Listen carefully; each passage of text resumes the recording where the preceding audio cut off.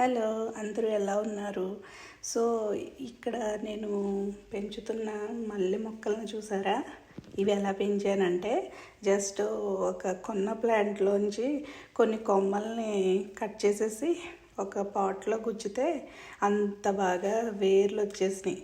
ప్రతి చిన్న కొమ్మ కూడా వేర్లు వచ్చినాయి. ఎంత హ్యాపీ అనిపించిందో చూస్తే. సో అవి మళ్ళీ పీకేసి మొత్తం రీప్లాంటింగ్ చేస్తున్నాను. అంటే పీకడం అంటే జస్ట్ ఆ పాట్ని మారుస్తున్నాను అనమాట. సో ఎంత హ్యాపీ అంటే ఈవెన్ ఒక ఆకు ఉంది, ఈ ఆకు చూసారా? ఈ ఆకు కూడా వేర్లు వచ్చేసినాయి.